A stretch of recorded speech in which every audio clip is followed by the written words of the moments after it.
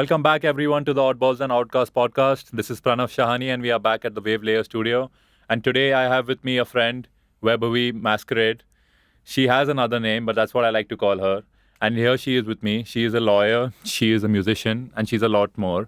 And today you're going to find out so much more about her. And I hope to find out things that I didn't even know about her. So, Vaibhavi, why don't you tell me who you are and what makes you the way you are? For some law enforcement reasons, I will not be able to tell you exactly who I am. Oh, no. So I think we should end this podcast right now. No. Thank you, everyone. Hi, everybody. My name is Vaibhavi, and I think you gave the summary pretty well. My name is Vaibhavi Rani Maske. I'm a lawyer. At the moment, I'm working at a non-profit organization. I am also a musician where I try to bring out a little bit of dramatic music, if you may, bit of theater with it. So I go by the name of Maskerade there. So that's pretty much about me. Thank you for joining. I think, yeah, you are an extremely dramatic person in reality too. So I think that comes across in your music. But how do you manage to balance both these careers? Because they are two contrasting careers. One's really serious and one's something you just do because your hobby. So how do you manage to, get that balance right? Oh, so the entire struggle is just trying to balance it. And you may never be able to actually balance it, ever. But there are a few things that I've realized with both the careers now that I've been doing it for a couple of years. And I still think that this is going to change because I'm at a nascent stage of both of my careers, right? So I realized that with law as well as with music, there are seasons in the year, right? So I know exactly what are the months where I will have a peak in legal work or I will have a peak in musical work. So that way it's easier to be prepared for what is going to come with an annual thing. But I think where I'm struggling right now is the more day-to-day switches. Like, I can't just be Vaibhavi, do the work that I do, and then transition into Maskerade to be writing more things, right? Or ending my day's work and then going for a gig. Yeah. So that transition is still something that I am learning. I don't know how to switch entirely, but through practice, I've been able to give myself a transition period where I can just be nothing or not fully Maskerade or not fully Vaibhavi either. Yeah. But how long has it been in both your careers? So I graduated in 2020. After that, I was unemployed for a year. That's fine. That's the COVID break. We all got it. Yeah, true. That's what we say, right? But Yeah, that's okay. You don't need to explain that break in your CV, I guess. True. But I was trying to figure out how to do my own thing and start my own thing. And it didn't work out at all. I failed big time.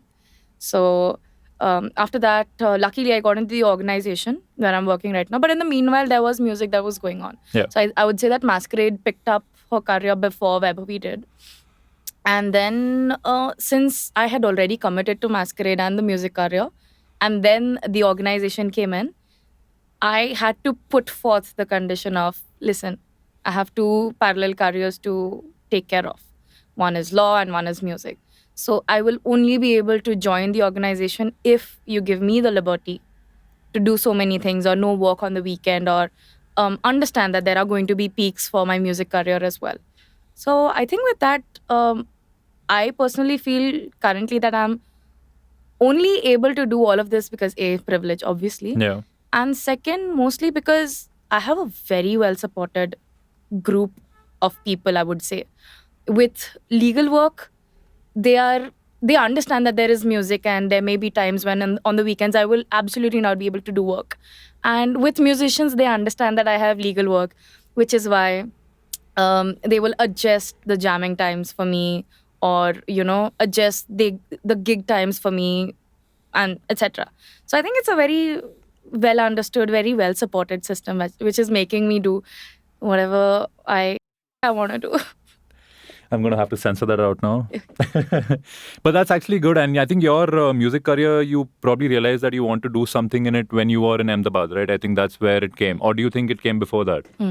No, I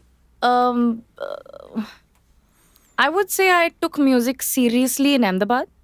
Not because I had it in me, because I was pushed into this space where everybody around me was taking music seriously, and I had some kind of a commitment towards themselves. So in college, in pretty much in my first year, I joined this blues band called Legally Blues. Shout out to my boys. And we used to do a lot of we used to participate in battle bands and all that. And Do you ever win? we won every competition that we ever I love how modest you are. entered. It's all because of the boys. No, but that's when I realized that okay, this is something that I could enjoy and take seriously also. But I never had the confidence per se to go ahead and pursue it, right? So then I think they were all my seniors, the boys. I was in the fourth year, and in the fifth year they graduated, right? So after they left, it was difficult for me to pursue music because I was like, now I'm on my own. Now, if I want to go ahead and do something, I have to learn. And then learning process and everything started, and that's when I realized that maybe this is something that I can figure out. I don't know. It's not that difficult. Yeah. So then I moved to Pune, and Pune was another different city for me because I'd already established myself somehow in Gujarat. And now to start again in Pune was like, oh God, Lord, not happening. But What are the challenges then you face to like establish yourself in a city like Pune? Because there are already upcoming artists, there are already established artists. So what do you do to stand out? first thing, don't think about standing out. It is not going to work. Yeah. You really have to be yourself. But that being aside, I think Pune already is a very small, well-knit community. So for me as an outsider to come in was very difficult. So I I used to I knew a couple of musicians who have made big and they are from Pune. Like I've heard of them, I know of them, right? Yeah. So the first thing you do is that you go attend all these gigs that are happening around just to see what is the feel, what the crowd likes, what people are offering at the moment. And then I started writing my own things, and then I used to I used to DM these people and be like, can you please listen to this and let me know? Or if you are free, could we just meet for breakfast and just sit down and see if there's some way that you could help me out? And how many times were you left on scene? Many. Many. What's the percentage? Uh, You must have got 5% replies back. yeah. I think I don't blame them, to be very honest. Absolutely not. Yeah. It's very creepy to get a message saying, check out this link.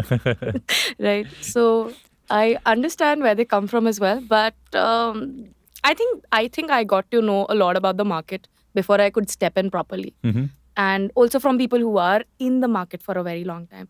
I think that really helped. And you'd think that people won't reply, right? Yeah. You would think that people won't give you I mean, you're just shooting a shot right now. At least the established ones, because they've got so much going on Yeah, already. but And there's they some really kind people, yeah. And then I realized that why am I just constraining myself with Pune? yeah. Then I started texting all the other artists all around India. I was like, you check this out. Let me know. Most of them obviously didn't reply. But we'll see them later. But like when you send these people the links, you've not got your songs on Spotify out, so it's all on YouTube. Huh. So is there a process? Is there a plan to go on Spotify eventually? How do you think your music can grow? How do you think you can grow as an artist? तो एक तो ऐसी बात है कि पता नहीं दिमाग में मेरे है कि I will not put my music, the music which is not from the Maskerade act set, Yeah. the performance, the theatre performance. Before we get into that, can you explain to everyone what the Masquerade Act is? Yeah. So to basically, it's a one-woman show, and there are stories to be told, and each story is said through a song, and the song is sung by that character who's a part of the story. So that's what Masquerade is, and you never know whether these stories match up. They don't, but it's a scene. And there are 2 acts. I'm writing the second one right now. I've performed the first one a couple of times in pretty intimate settings, and I really enjoyed it. So I don't feel that I would want to put it out on Spotify or streaming platforms at the moment. Why? Because I want that intimacy to stay there, right? I don't want you to listen to my music in your kitchen. I want to be in your kitchen singing that for you. Okay. So that's one of the reasons why I haven't put out my stuff. That being said, I do have things on SoundCloud which are self-produced, very demo-ish tracks, but they give you the feel of where I'm going, and I think that is enough for now. Even if I do think of Spotify or streaming platforms, it is going to be a recording which is a part of the live performance. So that is something that I am looking forward to. Apart from that, I mean, I have songs which are not a part of the Masquerade set, and maybe I don't know. Somehow I will put it out later. But right now, I just want my public to get to know me like through word of mouth or like. And kid you not, I have all the gigs that I've done in Pune um, in the past 2 years, which probably maybe 25 above right now, are all from people who have recommended me. It's not a place that I emailed or called or told them that, hey, you know what? It was never so. It's always, hey, Masquerade, somebody recommended me your name. Would you like to do? And that's what I Yeah. want, right? That's what I want. And I think you start getting regular slots at places where you keep going, and then there are people who hear you. They specially come for you. So, what are the places you would say in Pune are the best for someone in your field? Um, Depends on the kind of music you're making. There are some places which are open for more pop, more audience centric music, right? And there are also places that are a little more genre specific. So if you're just trying out, it'll be nice to do like brunch gigs. I won't take names, but it'll be nice to do brunch gigs and like start off from there. I also started from there. Yeah. And then you could do band sets in these places as well, and then eventually you could really be in a place which has like proper lights and everything, and a stage, an elevated stage. Yeah. Yeah. And even I won't be taking names, but there were certain places where you felt that the audience wasn't what you want and people who can understand your music. So how difficult is that as a musician to, get your music and get them to appreciate it, Yeah. even though it might not be their cup of tea? Yeah.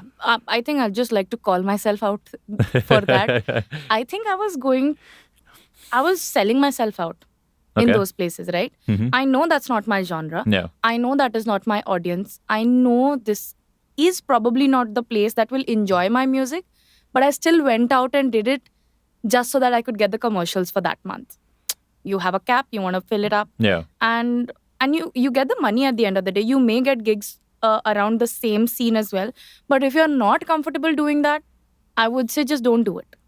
You may have other places to do. Yeah. So um, it's not the fact that the audience didn't enjoy the music. They realize that this is not my music, Yeah. and this is not what Yeah, they can always appreciate someone who's singing well, but that's not the kind of music that you like. Yeah, So I think that's what happened. it's not the music that I don't. It's not like I didn't like that kind of music. It's the fact that I don't know much about it, Yeah. and I haven't. That's not my scene. Just simply, I would go. Yesterday night I went to this open mic just to watch people. Okay, what is the new crowd here? And I was in Viman Nagar, and some amazing kids are singing. Very Anup Jain vibes. Beautiful singing, songwriting is happening. So I appreciate that, but I am not there as a performer, right? I'm there for as an audience. So I felt like that was when my audience could understand that, oh, she's bullshit. Yeah. She doesn't like she's not perfect for this genre, but she's just doing it for her monthly income. That's true. But you've got a background. I mean, your training initially was in classical music. Yeah. And how did you transition to something that's so far away from classical music? Yeah. I think I was forced to put into these classes because we were living in a very small space, in a comparatively small town in Maharashtra, and my mother didn't want me to waste time in my summer vacation. So like she was like, "जाओ ये classes करो वो करो mehndi class करनी है लड़की को रंगोली करनी है कथक भी कर ले सब कर ले so salsa भी कर ले साथ में." So that is how music was a part of it. And sure, I did learn Hindustani Shastri for 4 years, 5 years. Um, and it was amazing. I didn't realize that I was kind of like developing a base that would actually help me understand other genres as well.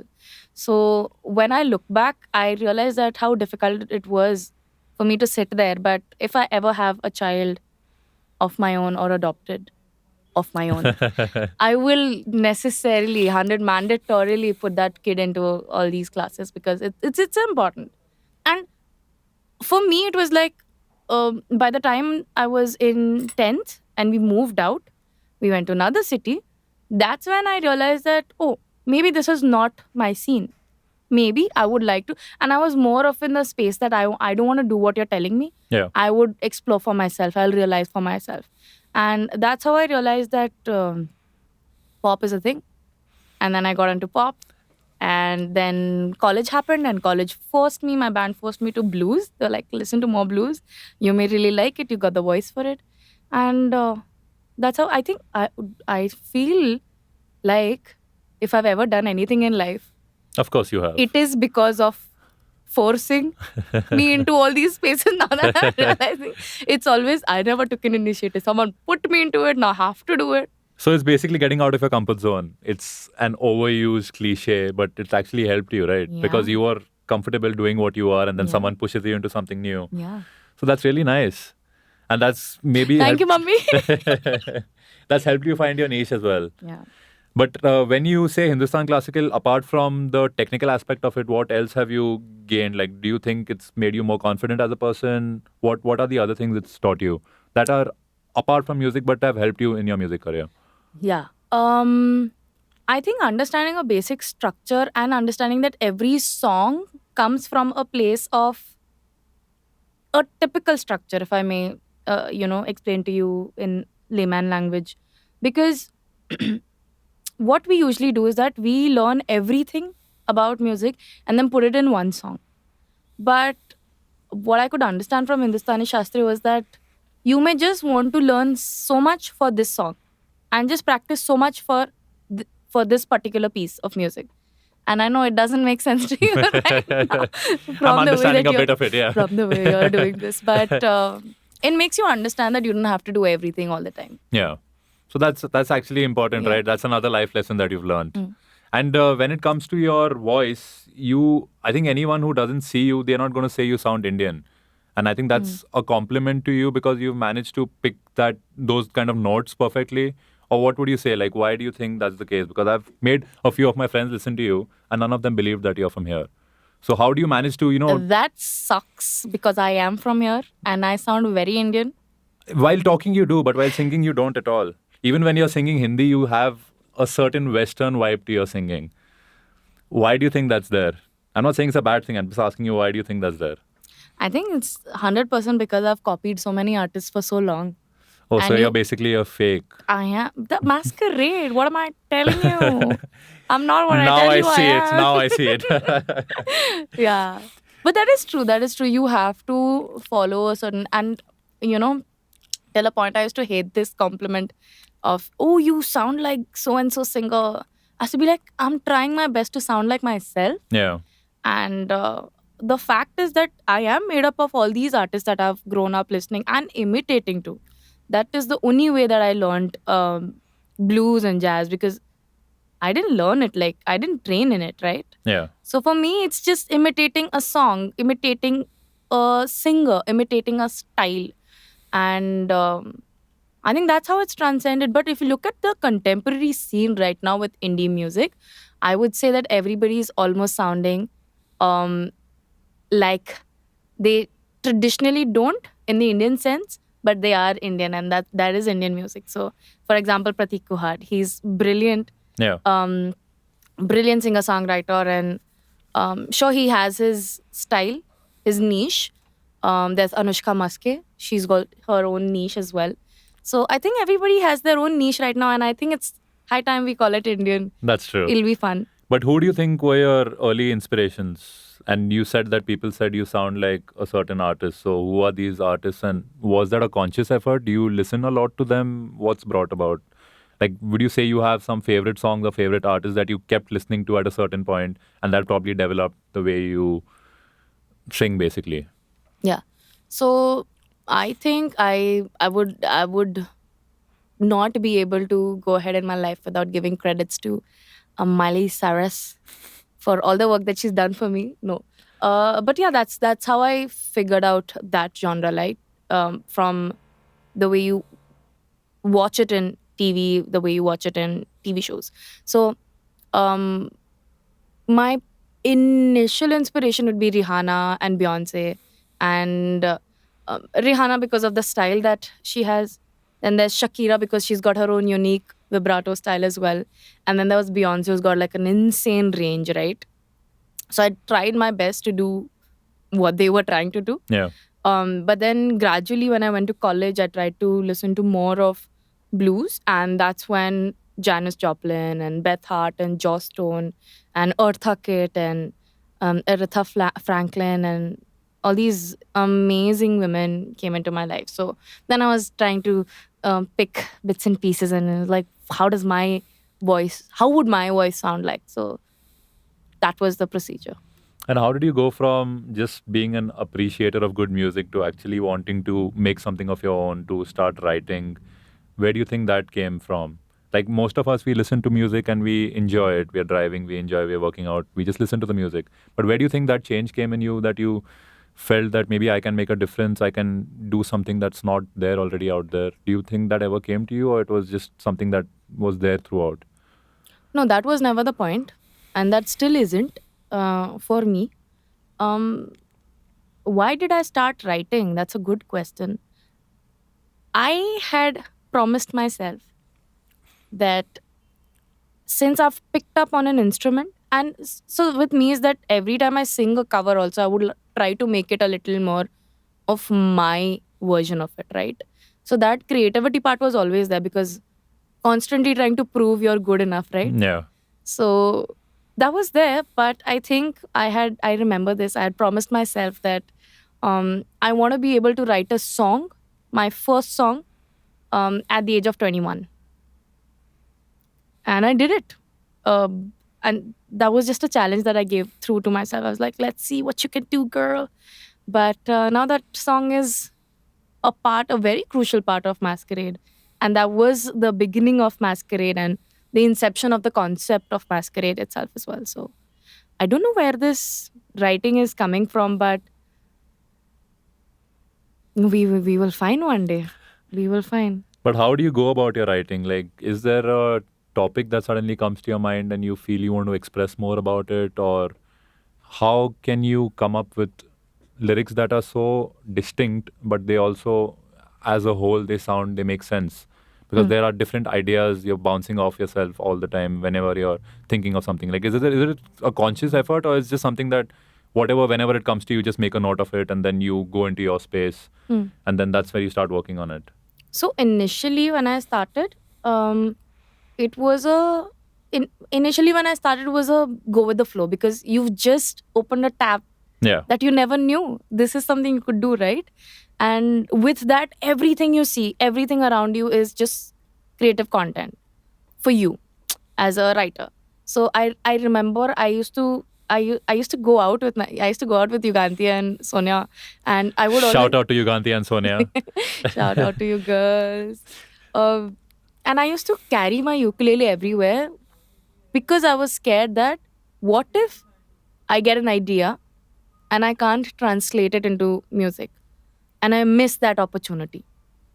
So we're watching movie, but I'm in the background doing tung tung tung tung tung tung. Yeah. We're in the car going to pick up Sonia. I'm on the seat doing tung tung tung tung. So that was constantly there. That was over efforts to make sure that to a point where I was like, dude, I don't want to go out because I'm on the keys, and if I leave this space right now, I may just not come back to this thought and finish the concept, the idea that I have.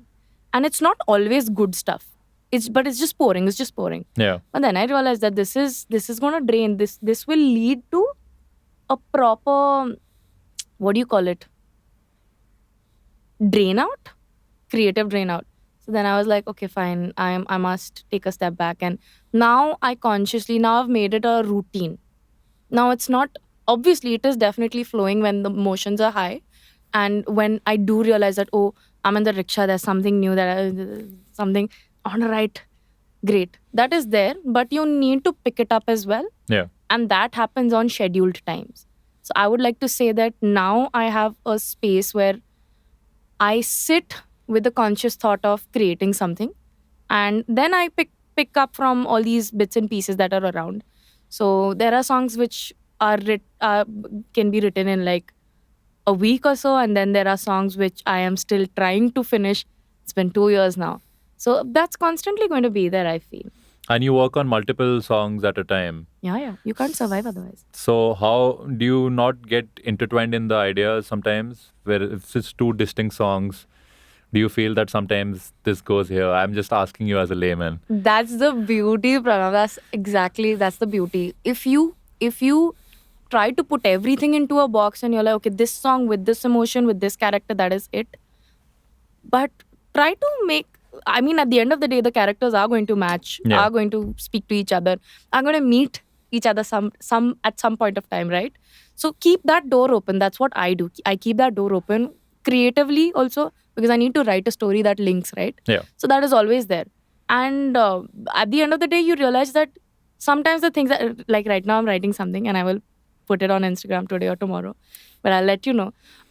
So I wrote this song as a very choppy song, um, very bouncy notes on the keys, but now it's transcended to something that is entirely different, vibe-wise, like their organs and all now. Okay. But at the same time, those two things are a part of the same song.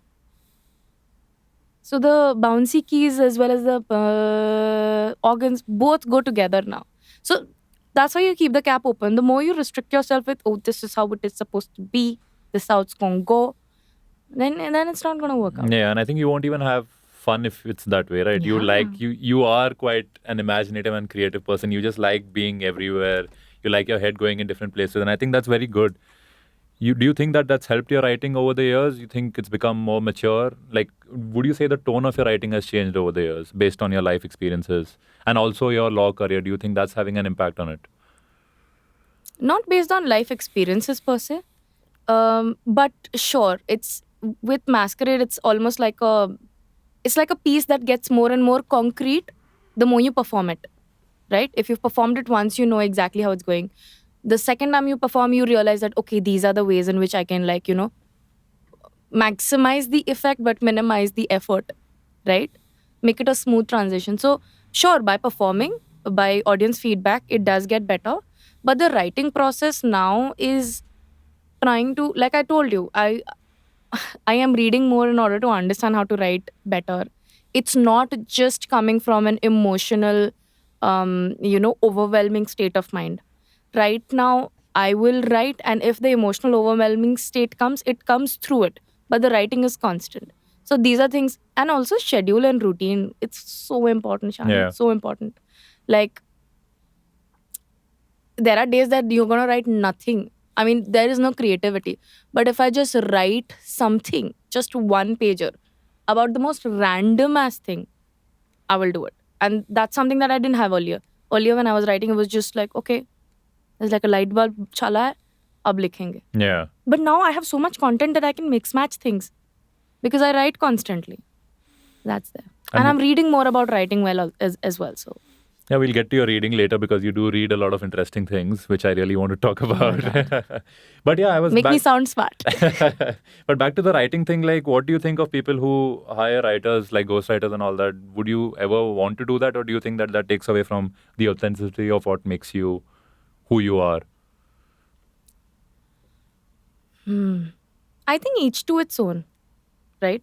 If I am somebody who's more into performing and I'm fine with co-writing with somebody or having somebody write for me, then well and good, right? But if I'm somebody who would like to be a part of that process from scratch, then well and good as well. Or if I am somebody who just wants to write and doesn't want to deliver or perform, I think it's just like pieces that mix and match for other people. So for me, I can say that I have written all the songs that I perform, apart from one song which I co-wrote with my really, really close friend called Ikra Khilji. She's a poet. So it is another experience, by the way, to be able to write on somebody else's writing, to compose on somebody else's writing, or like to emote on someone else's writing. So if you have that caliber, if you want to explore that, then well and good. I just don't think it's not a question of authenticity or originality and all that. I don't think that way. But this song you were talking about, is it the protest song? Yeah. So what about that? Like, can you tell me, because that's I've told you that thousands of times, that that's my favorite song, and that's not even released. So It's not. This boy, by the way, let me tell you, this boy has threatened me with my life to send him this song on multiple occasions, and then I finally did. You're a lawyer. You can't say I threatened you. I have texts. No, that's wrong. I deny any wrongdoing. If anyone wants to sue me, it's already denied. But yeah, tell me more about that song. Like, what? Yeah. Why do I have no idea why, but I just love it. I can just close my eyes. It's soothing, and I can say that about very few songs, and that's one of them. So, what brought about that song?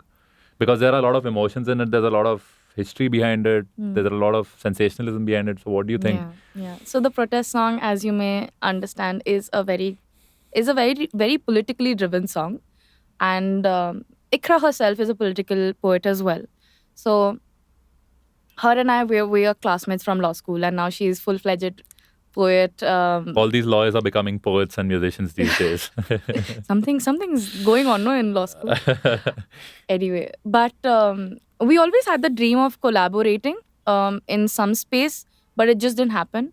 And then COVID hit us, and there were a lot of things happening all across the world, and specifically in India, with so many opinions and so many lives, and it was just such an unrest that was happening that we felt that we must write a song.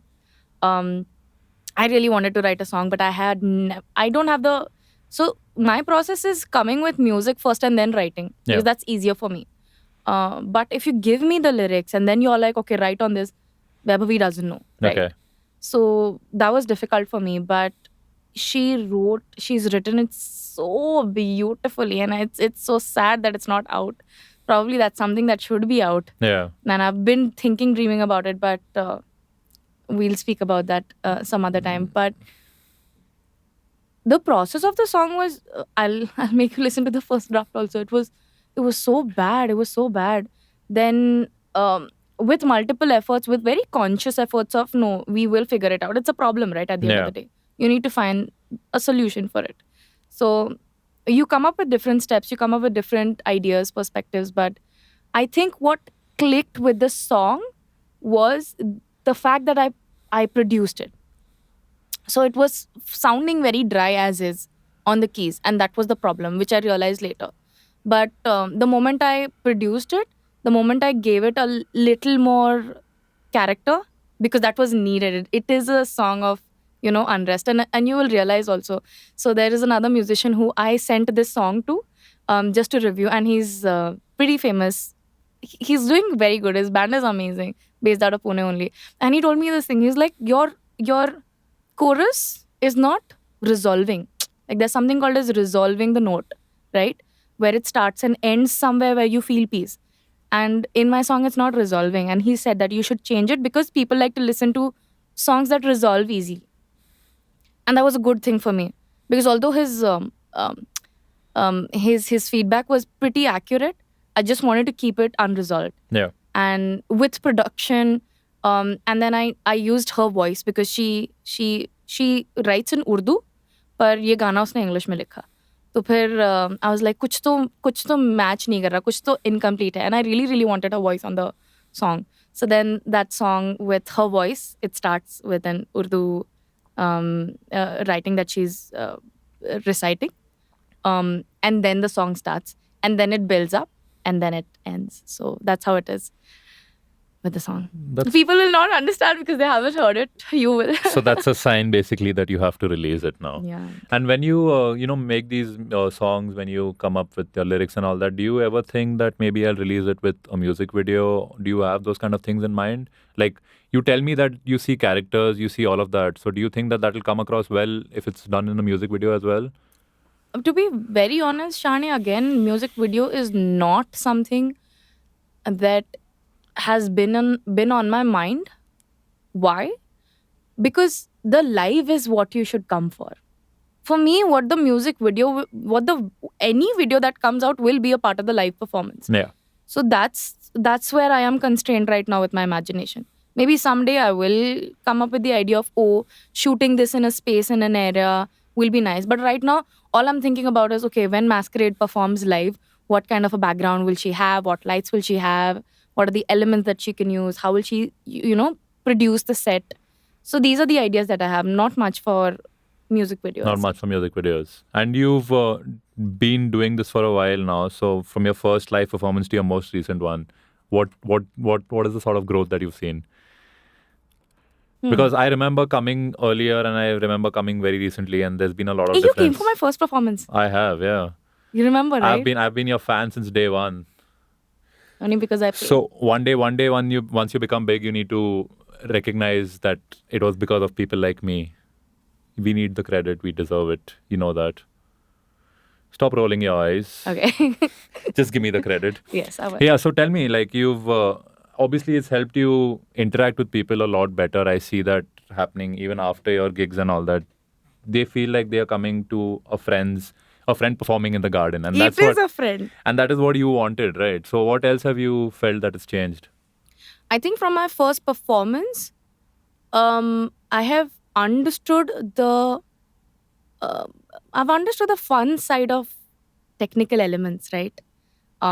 With mic, with instruments, with jamming with other people as well. Because what we did in college was very constrained to, okay, one day we'll perform live in like 3 months, right?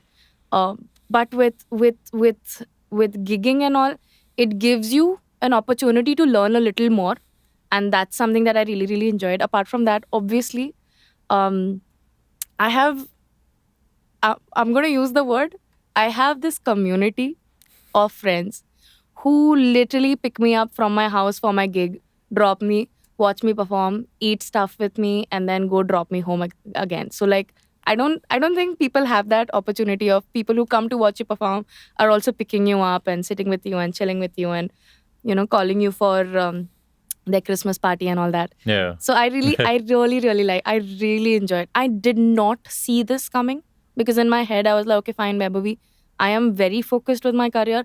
I must perform. I must give my best. But I didn't realize that these are nice people. Some really nice people come to my gig, I swear. So that's why you need to do more for them. You need to promote your events more, which is what I tell you. You start promoting your events on the day. And how do you think that's going to work? How are you going to reach a new audience if you don't do that? Tell me. We can't have this silence. we need answers. Your fans have told me to ask you this question. Oh, no. So here I don't you have go. fans and all, but That's what you think. You've got like a fan club of 50 people. It's just only growing and growing and growing. So one day when you made it big, we'll be like, we were the original, we were the old school. Yeah. Yeah. So yeah, tell me why. And that also makes me ask you, like, how do you promote yourself as an artist to a newer audience? Like I said, guilty as charged for this, but I don't promote myself enough. Yeah. I've told you this before as well. This year, I am going to take charge and try to pitch myself for venues, which I've never done before. So my promotion is just a notification for you to know, hey, hi, I've reached the venue. I'm going to be performing here in like an hour. Yeah. So that's pretty much what I usually do. I would like to change my behavior. I would like to introspect. I would like to make amends. So that's about it. But it just worked out for me, Shane. What do I say? It really worked out for me. And now I realize that I need to take charge. I understand that because now I've played in all these venues and I've tasted most of it. So now I want to like go for a little more, something that's not in my reach right now, and also take my community there. Right? It'll be a different venue for them. It'll be a different experience for them, and for that I need to step up. So I will. Like I said, I promise I will. I really hope you do. I will. I'm giving you 3 months. After that, I'm going to ask you this again. Let's see what changes you've made. I will. And you told me you're not big into video production, but I don't know if you watched the Kanye West documentary on Netflix that came before he went down south. Like before that, he recorded the initial days of his career with his friends, Mhm. and with everything being so raw and being so unfiltered and unedited and all of that. And that really helped show people who are aspiring to become musicians that one day maybe they can reach that level if they just keep putting in the the hard work.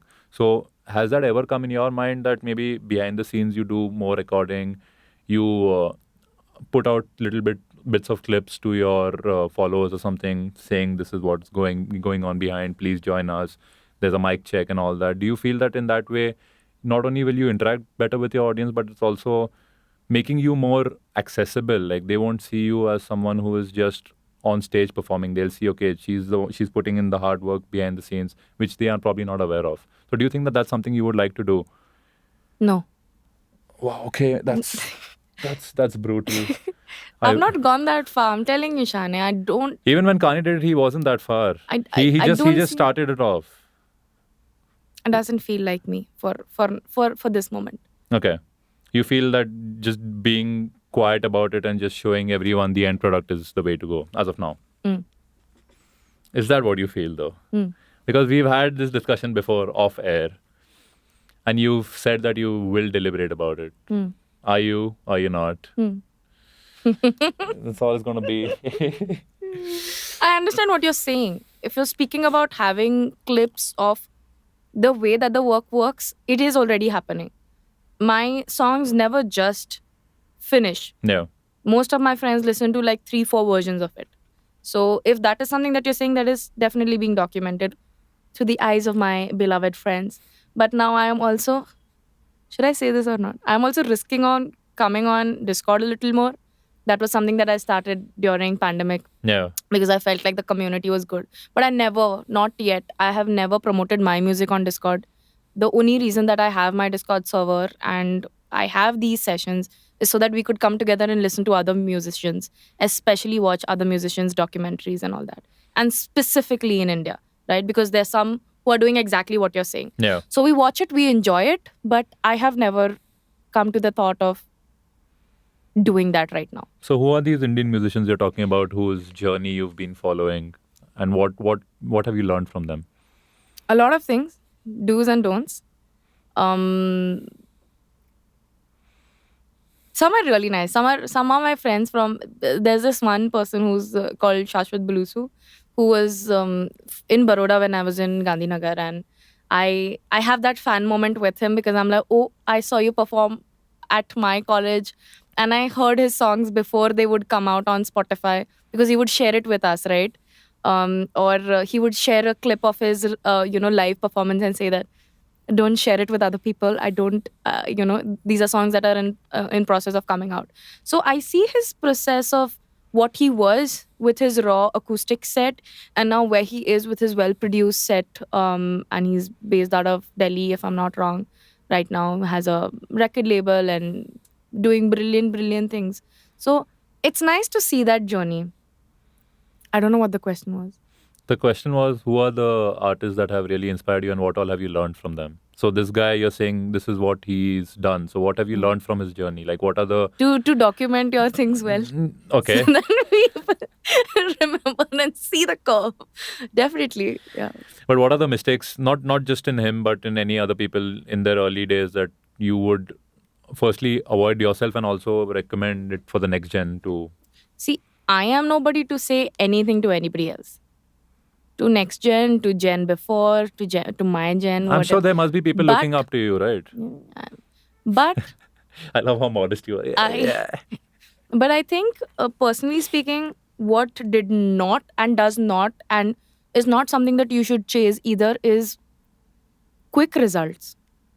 So we constantly think that one song out, this will do amazing, or one reel has gotten so many views, or I have suddenly gotten like this many followers.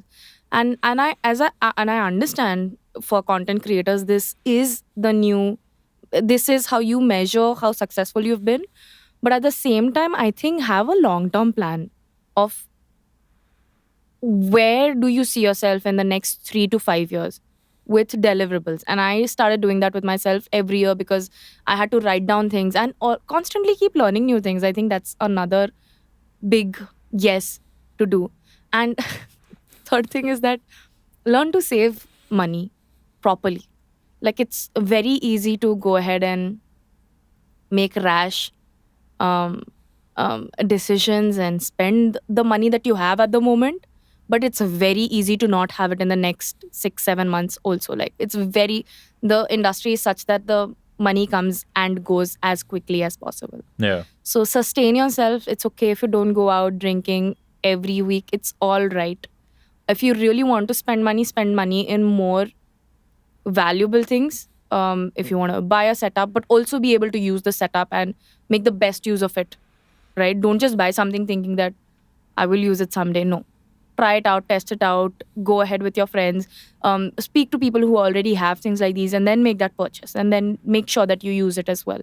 So I really think that money wise, it's super important to you. It's good if you have an Excel sheet and you can, if Do you especially for- have an Excel sheet? I do. Oh, you do. I do. You're documenting all your expenses, your potential investments in the future, and all those kind of things. So what is it that you've changed? Like what are the things you've bought after after you started making money out of your music career? Like you've bought new instruments. What have you done? Like what's the journey been like in terms of that? So, buying instruments which are more compatible with my set right now was always a big priority for me.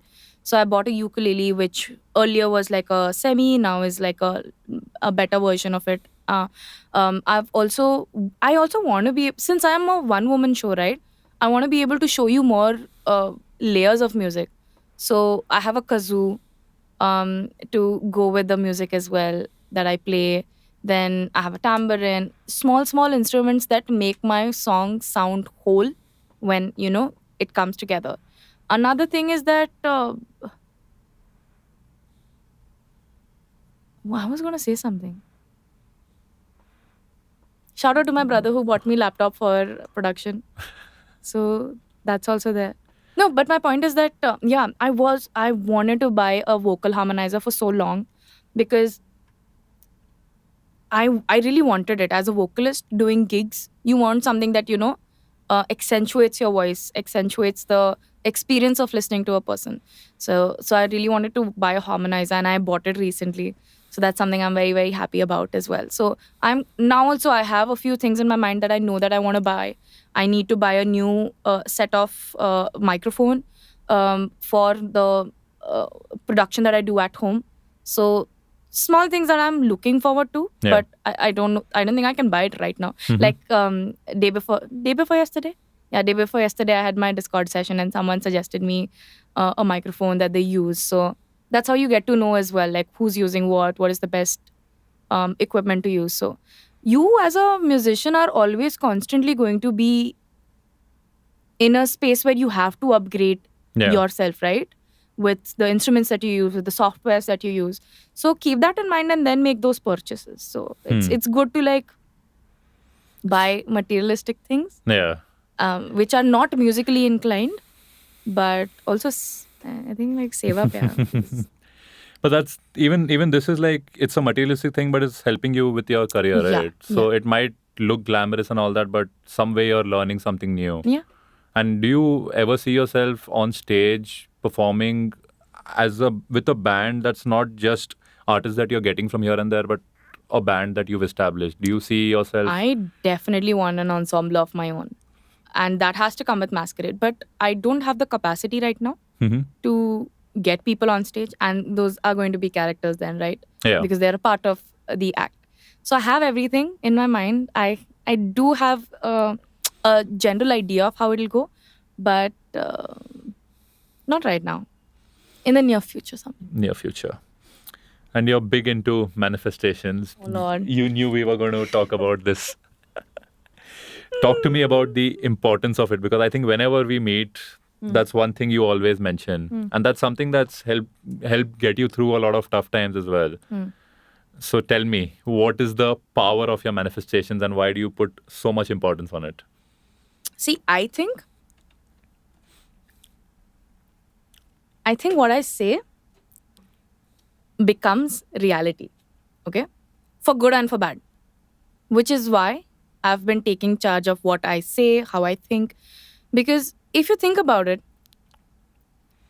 it's kind of like creating your own reality right now with manifestation. You say the thing, and it's not just saying the thing again and again that it does come true, but doing the work towards it as well, being super intentional.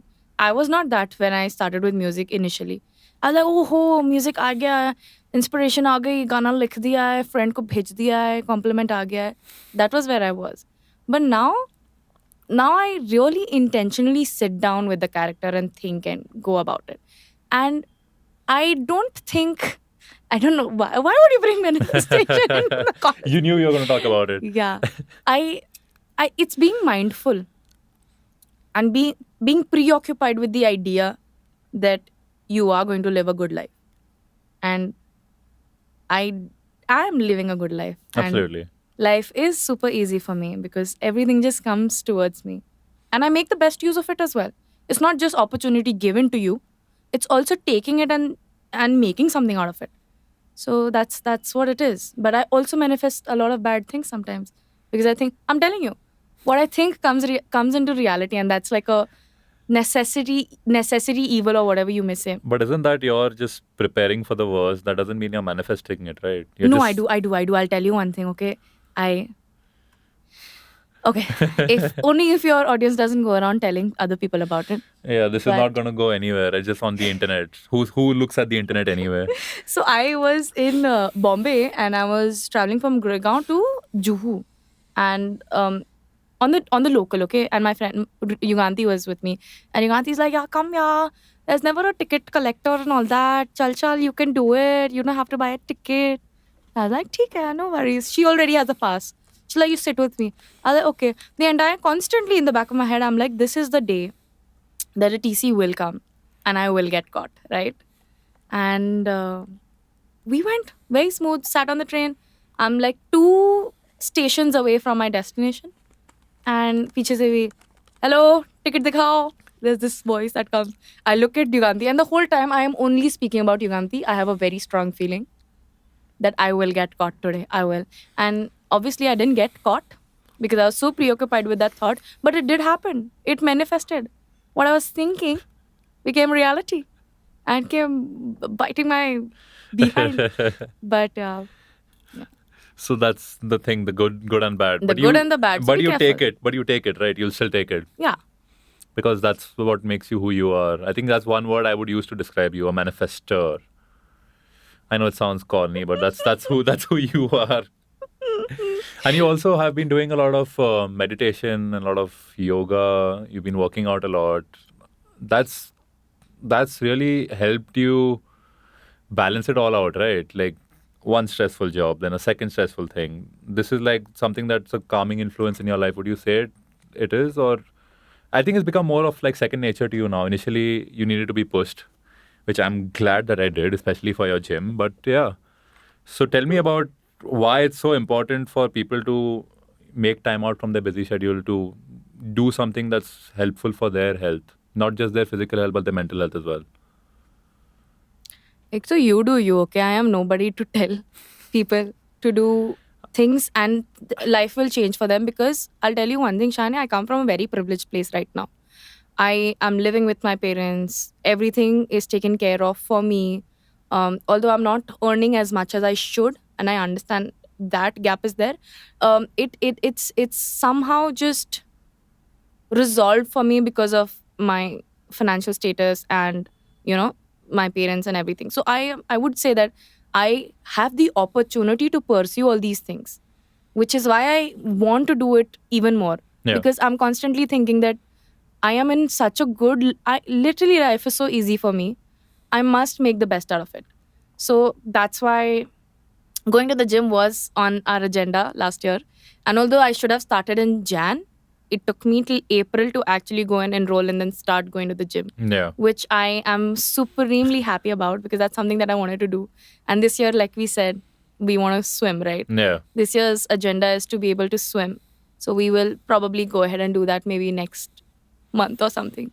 I'm hoping. You're giving me all these deadlines. I'm going to make a note of it. Yeah, but I feel personally, I am somebody who likes to keep myself preoccupied with things. And although I may say it may look like yoga I used to do earlier, I don't do yoga right now, but I do a lot of meditation, and I do a lot of meditation. But that is what is stressful in life at the moment. Your meditation. Yeah. It is funny How? because we think that meditation will probably calm you down. But for me, meditation is definitely calming me down and bringing me to a space where I can see myself, or I'm getting to know myself better. And that is a space that my job or Maskerade wouldn't give me fully, Yeah. because that will always be value added, right? Vaibhavi, it's a human being with job quality A, Yeah. skill set B, thought process C, whatever, anecdotes that you add. Right now, I'm trying with meditation to negate, to subtract all these things and just try to be a person in the most simplest manner. So it's like taking a lot of layers off of you. And that is very stressful because all these layers give you the validation, they give you the satisfaction Yeah. to, accept yourself, love yourself. And what will you do without it then? So that's why you're So saying. I don't have any personality apart from being gym boy then. But that's why you're saying who you truly are, right? Yeah. At your core, and Yeah. that might be scary Yeah. because you might not like the person you see there. You never know who you are. Yeah, exactly. And that's why people tend to get scared to go into therapy and all that, because they feel that they'll learn things about themselves they didn't know. But do you think that's important? That needs to be done, even though it might be painful? Going to that level, to that low? I don't think it's important for everybody. I think, again, each to its own. It depends where you're coming from and what you're asking from life as well. Yeah. If you are happy with where you are at the moment, then well and good.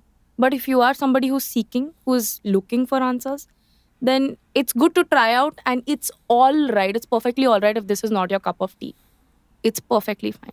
So I personally feel that it depends on what you're trying to look after as well. So if I want coffee, I'll go to the kitchen and make coffee, right? If I don't want coffee per se, but I want to drink something, then I'll look at the options. Yeah. But if I don't want to drink anything at all, I can still go to the kitchen and just not drink. Does that make sense? It does. Okay. In some way, it does. Yeah. And now coming to your law career, can you tell everyone what you do in terms of your day-to-day life, and also the short-term and long-term goals that your campaign and your company has? Because there are plenty of them and you guys are doing a lot. So go ahead. Yeah. So I am working as the program and outreach manager right now at Red Dot Foundation. This is a non-profit organization that works on gender-based violence. So we specifically work with women, children, LGBTQIA plus community, and men as well. So we have this flagship program, which is an application. It's an phone app, where you can go ahead. It's almost like Yelp. You can go ahead and tag a location and report a type of gender-based, sexual-based violence verbatim, and then that gets mapped on Google Map. And when there are many reports from one place, that place becomes a hotspot, and then we go and study that. So my work comes with community engagement. So it's partly understanding the criminology of how certain type of sexual offenses happen in certain places, and then trying to break that pattern. But that is also going into the community, working with the community, educating them, and then seeing how you can work in the best way possible. And that requires a lot of work with architecture, design, sometimes education, and mostly law enforcement collaboration as well. So that's where I come from. Also, these reports are entirely anonymous, made by X person towards Y person. Yeah. So the only thing that we have actually is that the content of why this public place was a breeding ground to this kind of sexual offense. And then we study that. But our major work is also on training and workshops, education basically, with students, with corporates, with colleges, professors, teachers, parents. There's a lot of information gap, right? There's a lot of lack of information with specifically legal information with sexual and gender-based violence. A lot of people don't know what is happening to them is a crime, Yeah. and a lot of people don't know how to report it or whether to seek help or not. And a lot of people don't know what will happen after I file a complaint. So that procedure. So that's where I kick in, and that's my part of the program that I work with communities. Yeah. So you've also traveled, you've gone to different cities in India to, spread this message. So what has been the response, and also what kind of demographic are you all targeting? Are you targeting a certain age, or is it just a certain gender, or how are you looking at it? Like when you all decide, okay, this is what we want to achieve here, how do you all go about it? Like what are your initial steps? So we are pretty open with our demographic, age wise as well, gender wise as well. So you can make a complaint being a man on the app. That's totally possible. When we draft, gender safety or anti-sexual harassment policies, we try to make it more gender neutral for organizations too. So we come from that agenda that this cannot be a fight that is fought by just a part of the community, right? Everybody has to come together, Yeah. because it will eventually have a domino effect and affect you too. So we try to bring in more and more people in to that conversation. But yeah, traveling has opened up my eyes so much, yeah, Pranav. It's different to see the patterns of sexual offenses happening in different age group. So recently we were working with um, the US Embassy and US Consulate General Office in Hyderabad. And we went there and we had like a pre-survey of the students who we were going to train, and trying to understand their social media patterns, right? Yeah. So most of the girls told me that through the survey that they use WhatsApp, one, to speak to their parents, two, to get work done, school, college work done. Yeah. And third most recurring reason was that they use WhatsApp to speak to strangers. And that was very unlikely for me to understand. I was Which like, city is this? Which? Hyderabad. Okay. So I was like, this is quite strange. I don't understand how kids are talking to, strangers. But then we went there, we told them what is sexual offense, how to file an FIR, yada yada. The entire session went on. And after that, I spoke to these students and I realized that during pandemic, किसी को काम तो था नहीं, कोई घर के बाहर जा नहीं रहा है ना, तो कुछ बच्चों को, मतलब सभी को आ रहे थे, पर कुछ बच्चों को ऐसे रैंडम लड़के कॉल करते हैं व्हाट्सएप पे, हेलो क्या मैं शीतल से बात कर सकता हूँ? नहीं, शीतल नहीं है। अच्छा, आप कौन बोल रहे हैं? ओ, अंजलि, कितना प्यारा नाम है आपका। वो कहाँ पे रहते हो आप, क्या करते हो?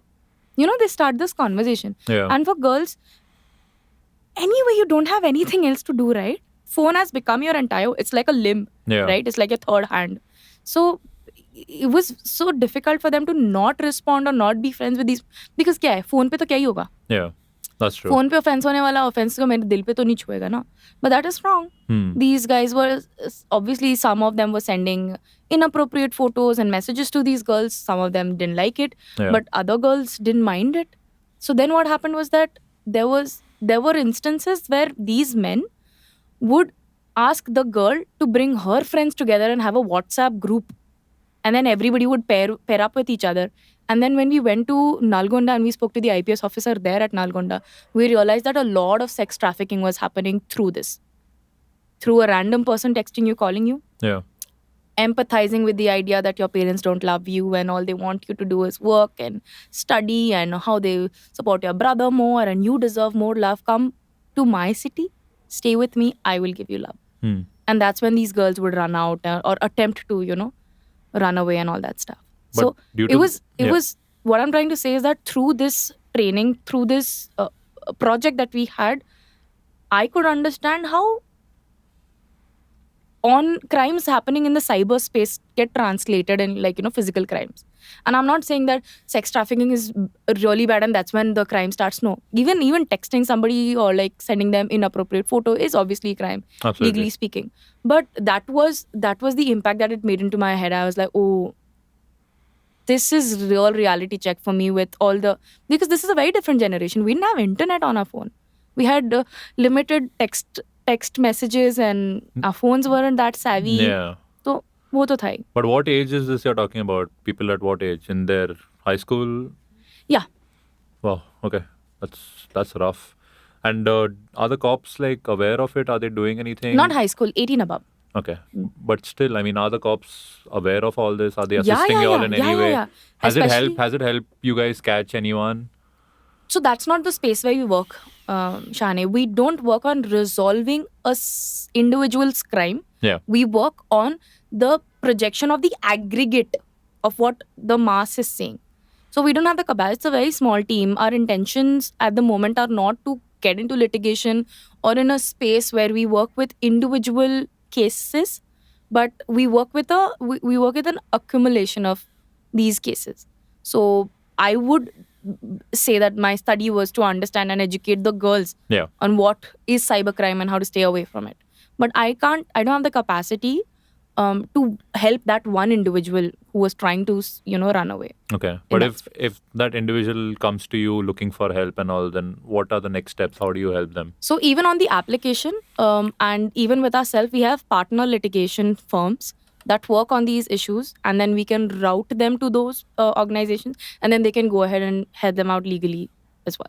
Okay. That's there. And you said that the US embassy is also involved in this in some way in helping you guys set your app up and all of that. Not helping the app up, but coming up with projects. So Okay. they help us develop community-based projects, because obviously these embassies also have an intention to do good work in the countries that they're set up in. Mhm. So we work with the US, we work with Swedish embassy, we work with Australian, Irish, French at the moment. Yeah.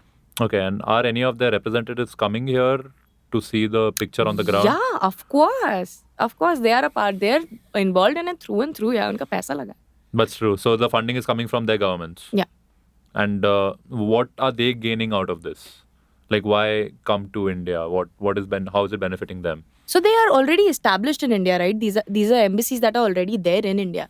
And through their structure of government, even India, if it's established in US, has to do some kind of a, community work, social work for the country that they're set up in. Yeah. So I think that's the intention that they come with. And it's a very nice space internationally speaking as well, with each government trying to help out other countries' government or other countries' social issues at the moment, Okay. in whatever capacity they can. And where do you see this going? Like, what are the long-term objectives? What does your organization plan to achieve in So- the next 5 or 10 years? So currently, we are pretty active in 8 to 11 countries. We would like to have a more well-structured and more engaging audience in more of these countries, because the entire idea is to collect data, right? And by the way, when you collect this data, it does not track your IP. So you have to actually go ahead and put the location stamp on the location that happened, because it will not pick up like it does in Zomato or Yeah. Swiggy, right? So the idea is to be able to help people with this data, yeah. And this is an open source data, so open access data, so people can go ahead and publicly see what is happening where. So in the next 5 years, I think the idea is to be able to be in a space where we engage more people with this app on ground, and also continue doing the similar projects that we do in India, in other countries as well, because these are community driven projects. These definitely require hyperlocal solutions, Yeah. right? So what happens in my society or around my society is going to be very different from what happens in your society or around your society. So that's the idea. I think outreach is the idea. And this app, what's the name of the app? It's called the Safe City. Safe City, and it's available on all platforms. Yeah, all platforms. On- It's a web app as well, so you don't have to necessarily download the application. Okay. You can just go to the web platform. Okay. And like, how is the process? Like, supposing you report your crime, then after that, what is the feedback that comes? They say, do you need any help or? So we help them out in 3 spaces after you register your report. One is if you need hospitals around, if that's something that is much needed. So we connect them with the nearby hospitals to where the crime has happened, okay? Not your location, to where the crime has happened. Okay. Then we also connect them with the local police stations With the police stations comes the what exactly has happened to you, IPC section mentioned. So it's easier for you to file a report. Then you know, okay, fine, no, somebody touching me comes under this section, Okay. right? Or somebody catcalling me comes under this section. So that that summary is there. And the third way that we help them is definitely through connecting them with legal, more litigation specific organizations. If in case somebody wants to go ahead and file a report or complaint, an FIR. That And is there anyone monitoring these 24 hours a day? Yeah, so we have monitoring. The monitoring only happens with understanding the crux. So we try to keep the report as verbatim as possible. Yeah. But it only happens in, okay, some people say chain snatching. That's not exactly a sexual offense, but then people would try to put it into that category when given the categories. Yeah. So we try to mix match the categories on what exactly has happened to you, but just as limited as possible. And if in case someone has revealed a name or something, then that gets flagged as well. So if the name is revealed, there's an investigation done into that No, person? no, it's flagged. It's anonymous. It's bound to be anonymous. Okay. If you want an investigation, Shane, you have to go through a legal recourse. All right, okay. We are not working on individual. We are not working on your complaint. We're working on a collection of complaints. But what about people who are dissuaded with the legal system? They don't think that their complaint will be taken seriously. So if they supposing come to you with issues like that, how do you all deal with it? Because you all keep telling them to go the legal way, but if the legal way is not working for them, what's the alternative then for them? So if it is a complaint regarding a person, then it's very difficult for us to intervene. I'm telling you again, we don't have the capacity. Yeah. It'll be naive of us to think that we will be able to solve this against law enforcement, right? Okay. The way that we can help you out is definitely to connect you with organizations that are constantly working. So even the litigation organizations, by the way, you think that people are only going ahead and litigating. No. Yeah. There is one person entirely dedicated to going and speaking to the police officers or representing the person or sitting down with the person and explaining to them the laws. So it is a tiresome process, I understand. Look at the country, look at the resources that we have at the moment with the population that is there, the number of crimes that occur. It is definitely tiresome, but if you want legal recourse, then legal recourse is your way. I don't think there is any other alternative that could be encouraged with individual cases. Okay. And, I think before we wrap up, we've got to touch on your love for reading. So tell me about the 3 or maybe 5 books that you would recommend and maybe a couple of books that you're looking to read. Very difficult. Like, what would you say are your favorite books that you've probably reread that have helped you in one way or the other? They don't have to be music related. Can I also, like, currently, because I am more inclined towards this specific space as well, can I also include plays Absolutely. if people would like to read scripts? Definitely. So एक तो big Manav Kaul fan, ठीक है? So you have to read Ilham. Okay. What is that about? I'm not giving deets. You have to. Hindi में है Okay. इल्हाम. एक बहुत ही साधारण सी middle class family पर लिखा गया है. Okay. और just it's a situation where somebody at some point of time realizes existential crisis, but in a good way, Okay. I would say. So that's what happens, and beautifully written. मतलब मानव कौल की writing तो मतलब crazy है ही. So that's one thing that I would really recommend people to read. Apart from that, a couple of more books. Okay.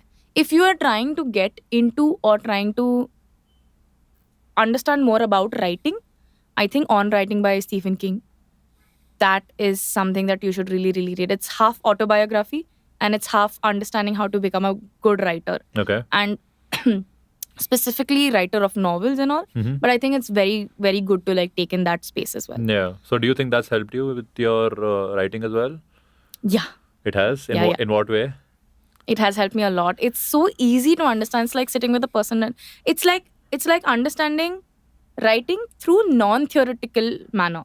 And he brings up scripts and pieces and passages and from different books just to give us an example of what is good writing and what is bad writing. And that entire process feels so conversational, Yeah. the book itself. So I definitely love that book. That's one good thing that you could read. Then there is Raisin in the Sky by Lorraine. I think she was the first black female who did a proper production in US, theater production, a playwright. So that is something, Broadway production. So that is something that you should really read. It's about this family, a black family, who has now gotten a lot of money, um, an insurance money, and they want to spend this money. But coming from the trauma and the generational understanding of just you don't have the money, you don't know how to spend it, you end up not wanting to live the life that you could have. Yeah.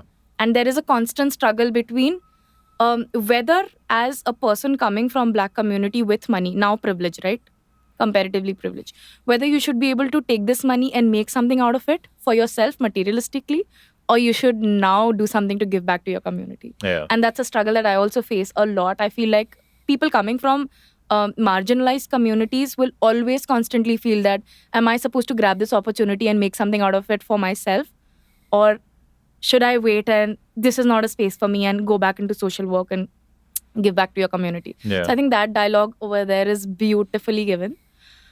And taking from that, if you want to read a little more statistically about marginalized communities in your country, then The Persistence of Caste by Anand Tumbre is amazing. It's a really well written book. It's very simply put down facts on what is happening in the country, and it takes you beyond the rhetoric conversation about reservation around Yeah, caste, right? It's yeah. way more than that. So that's a good book. What else? And maybe one book for musicians at any level that they must read. Like, which is one book you would recommend? For musicians, Yeah. भाई तुमको तो सारी बुकें पढ़नी पड़ेंगी. मतलब content आएगा कहाँ से, इमोशंस आएंगे कहाँ से? There is no. Is there a particular book that I read for music? Not really. It's just a mixture of everything. It's a mixture of it. I've read books for Maskerade for me to understand how to emote myself and understand how to be able to write better. Yeah. But nothing as such for for my music part, which is exactly where I lack. And I must work hard on that. But what is the last book? Kokoro by Natsumi Soseki. It's a book. It's kind of like coming of age book, a Japanese book. No climax. Very simple. It's an open-ended book. No, it's not an open-ended book. It just a flat line. Okay. But it's a beautiful flat line. It's a flat line that you would like to hug and sleep with. So very, very well written. Kokoro is, there's no English translation to it. Kokoro means the feeling of heart. Okay. So we don't have, that's what the book is about, and it's really nice. And I really like gray characters. I like flawed protagonists. So that's another thing. There are many things that I could recommend, but not for now. Maybe during the next episode. Yeah, I can tell you what I'm reading now. By the way, what am I reading now? Okay, no, I won't tell. I tried to read Boy Parts. You didn't like the book? Oh my god, it was too gruesome for me. I felt pukish. That does happen. You sit down with a book, you want to be enlightened and you want to have a good time, but this had the complete opposite effect on you, didn't it? Oh, by the way, I just want to let y'all know that I am not a reader per se.